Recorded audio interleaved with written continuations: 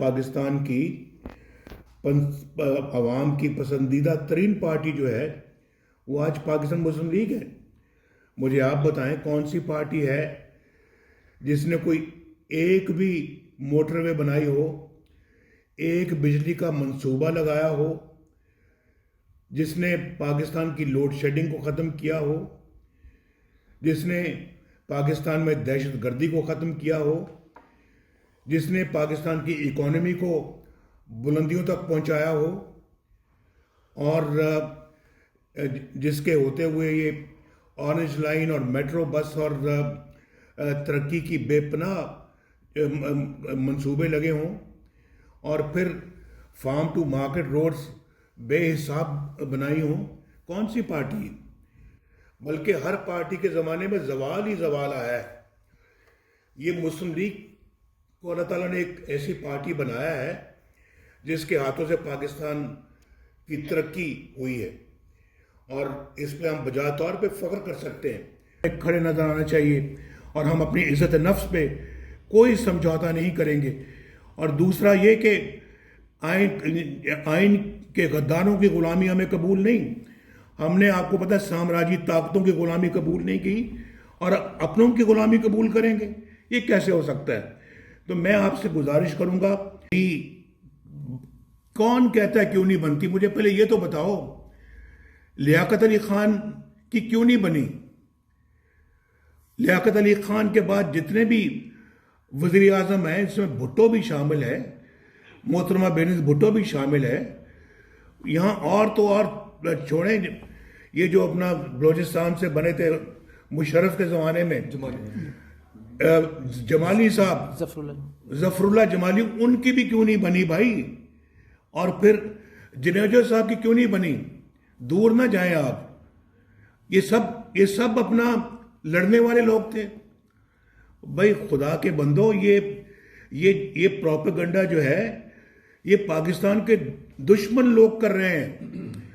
हमारी अब जो है, जो नवाज शरीफ की क्यों नहीं? भाई नवाज शरीफ ने क्या, अभी मुझे बताएं कि अब ये बाकी वज़ीर आज़म जो हैं ये भी सारे अपना जो है ये वो लोग थे जो कि गद्दार थे या जो पाकिस्तान के दुश्मन थे। इस मुल्क का भट्टा बिठा दिया इस बंदे ने, हमारा कल्चर ख़राब कर दिया है, कल्चर तबाह कर दिया है, सियासियात को ख़राब कर दिया है, सियासी कल्चर तबाह कर दिया है। सवाए गाली के इनको बात नहीं करने आती। ये टीवी पे जाके जो गुफ्तगू, लचर गुफ्तगू करते हैं, वो मेरी समझ में नहीं आती। और मैं आपको बल्कि ये कहूँगा कि आप अपना उस ज़बान को आप लोग इख्तियार ना करें, बल्कि आप फैक्ट्स एंड फिगर्स के साथ इनको जवाब दिया करें। ये लोग जो हैं ये पाकिस्तान के साथ बहुत जुल्म ज्यादती हुई है जो ऐसे शख्स को लाके यहाँ पर बिठा दिया है। तो ये मुस्लिम लीग का एजेंडा नहीं है, ये पाकिस्तान का एजेंडा है। 22 करोड़ अवाम का मुतालबा है, ये पाकिस्तान का मुतालबा है, ये आपके आने वाली नस्लों का मुतालबा है कि हम किस तरह का पाकिस्तान उनको दे के जाना चाहते हैं। अगर हमने इसी तरह का पाकिस्तान दे दिया तो फिर हमारी सियासत जो है वो उसकी क्या उसकी अपना वैल्यू है? कुछ नहीं है। वो टके की कीमत नहीं है हमारी सियासत की। हमारी सियासत की तभी कीमत है कि हम इस मुल्क को संवार दें, आइन को बालादस्त बना दें, पार्लियामेंट की बालादस्ती को हम यकीनी बना दें। आप ये इस मुल्क के अंदर जिसकी लाठी उसकी भैंस वाला सिलसिला ख़त्म कर दें। हम अपनी कौम को भेड़ बकरियां ना बनाएं, हम अपनी कौम को एक खुददार कौम बनाएं। आने वाली नस्लें हमारे कामों से अपना सर फख्र से बुलंद करके कह सकें कि हमारे बुजुर्गों ने हमें एक बेहतर पाकिस्तान जो है वो हमारे हाथों में दी। क्योंकि ये नवाज शरीफ या शहबाज शरीफ या मुस्लिम लीग नून की जीत नहीं है, ये उस माइंड सेट की हार है, 73 साल से उस प्रोपेगेंडा की हार है जो ये कहता है कि मुल्क की खिदमत करने वाला वज़ीर आज़म, मुल्क की खिदमत में हाजिर रहने वाली जो जमात है, सियासतदान है, ये करप्शन करते और ये मुल्क को लूट के खा जाते हैं। मैं समझती हूँ कि इस फैसले के ज़रिए और जितने भी फैसले पिछले 3 साल में होते आए हैं, अल्लाह ताला ने इनको एक्सपोज किया है लेकिन हर उस फैसले ने, चाहे वो अरशद मलिक की गवाही हो, चाहे शौकत अजीज सिद्दीकी साहब की गवाही हो, या वो ये यूके कोर्ट का फैसला हो, तो उसमें मैं ये समझती हूँ कि अल्लाह ताला ने मुस्लिम लीग नून को, नवाज शरीफ साहब को, शहबाज शरीफ साहब को तो सुरखरूब किया है, लेकिन पाकिस्तान के हर सियासतदान को नवाज शरीफ और शहबाज शरीफ का और मुस्लिम लीग नून का शुक्रगुजार होना चाहिए कि इन्होंने तकलीफ़ें, झूठा जो एक वो एहतसाब का ड्रामा था, उसको बर्दाश्त करके अपने सीने पर मर्दाना वार वो मुश्किलात लेके उन्होंने पूरी कौम को बता दिया कि ये प्रोपेगेंडा कौन करता है और क्यों करता है। कामयाबी अल्लाह ताला ने अदा की, और उसके बाद जो अल्लाह ताला ने शरीफ फैमिली को, शहबाज शरीफ साहब को, हमज़ा को, नवाज शरीफ साहब को अल्लाह ताला ने जो यूके के कोर्ट्स के फैसले के ज़रिए अल्लाह ताला ने सुरखरूब किए, उस पर भी हम अल्लाह ताला का बहुत शुक्र अदा करते हैं। नवाज शरीफ साहब जा रहे थे तो उन्होंने मुझे देख के गाड़ी रोक ली, तो मैंने गाड़ी का दरवाज़ा जब खुला तो मैंने उनको प्यार किया और मैंने उनको ये कहा कि आपको अल्लाह ताला की तरफ से इंटरनेशनल सादिक और अमीन डिक्लेयर किया है।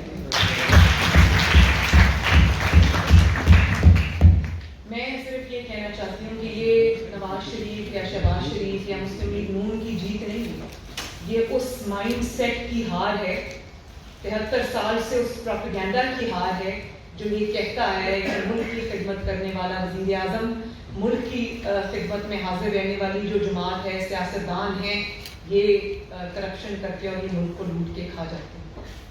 मैं समझती हूँ कि इस फैसले के ज़रिए और जितने भी फैसले पिछले 3 साल में होते आए हैं, अल्लाह ताला ने इनको एक्सपोज किया है, लेकिन हर उस फैसले ने, चाहे वो अरशद मलिक की गवाही हो, चाहे शौकत अजीज सिद्दीकी साहब की गवाही हो, या वो ये यूके कोर्ट का फैसला हो, तो उसमें मैं ये समझती हूँ कि अल्लाह ताला ने मुस्लिम लीग नून को, नवाज शरीफ साहब को, शहबाज शरीफ साहब को तो सुरखरूब किया है, लेकिन पाकिस्तान के हर सियासतदान को नवाज शरीफ और शहबाज शरीफ का और मुस्लिम लीग नून का शुक्रगुजार होना चाहिए कि इन्होंने तकलीफ़ें, झूठा जो एक वो एहतसाब का ड्रामा था, उसको बर्दाश्त करके अपने सीने पर मर्दाना वार वो मुश्किलात लेके उन्होंने पूरी कौम को बता दिया कि ये प्रोपेगेंडा कौन करता है और क्यों करता है।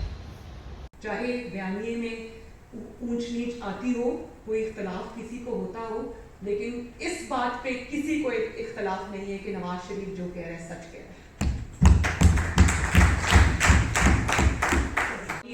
लोग ये सोचेंगे और फिर लोग जब वोट डालते वक्त लोग ये सोचेंगे कि खिदमत किसने की है। लोग आज कोविड से निकलते हैं तो डेंगू में फंस जाते हैं, तो उनको शहबाज शरीफ का दौर याद आता है, जब लोगों के घरों में, गली मोहल्लों में मोटरसाइकिल्स पे जो एम्बुलेंसेज होती थी उनके जरिए लोगों को दवाइयाँ पहुँचती थी। आज जब पंजाब की सड़कों पर लोग ज़मीन से पहाड़ जब गंद के और ढेर देखते हैं तो लोगों को आज शहबाज शरीफ याद आता है। तो जब लोग वोट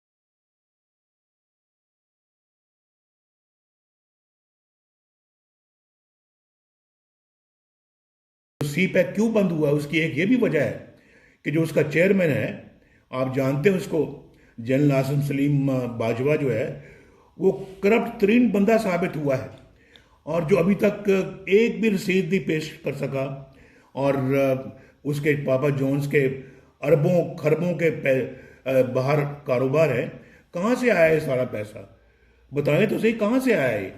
ये सब चीज़ें जो है ना, ये मेरी और आपके पूछने वाली बनती है। ये तो रोज़ रोज़ पार्लियामेंटें जो है वो ना टूटें, अदलिया को गिरफ्तार ना किया जाए, और फिर जो है वो पाकिस्तान के आइन का एहतराम होना चाहिए और पाकिस्तान जो है उसके कानून का एहतराम होना चाहिए।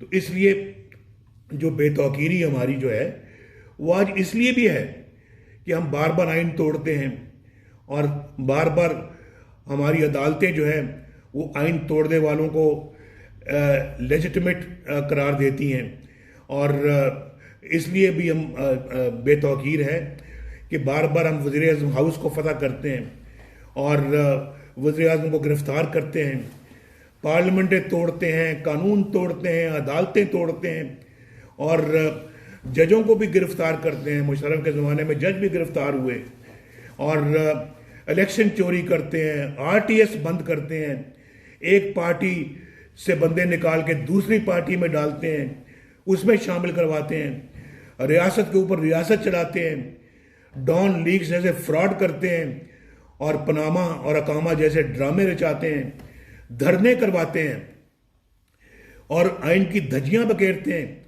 अपने हल्फ तोड़ते हैं, वोट की इज्जत को पांव तले रोनते हैं। और ये जो अवाम बैठी हुई है, आप और पाकिस्तानी 22 करोड़ अवाम को हुक्मरानी से महरूम करते हैं, फिर पूछते हैं कि भाई हम बेतौकीर क्यों हो रहे हैं, हमारा मुल्क ज़वाल पजीर क्यों हो रहा है। आपको मेरी बातें समझ में आ रही होंगी।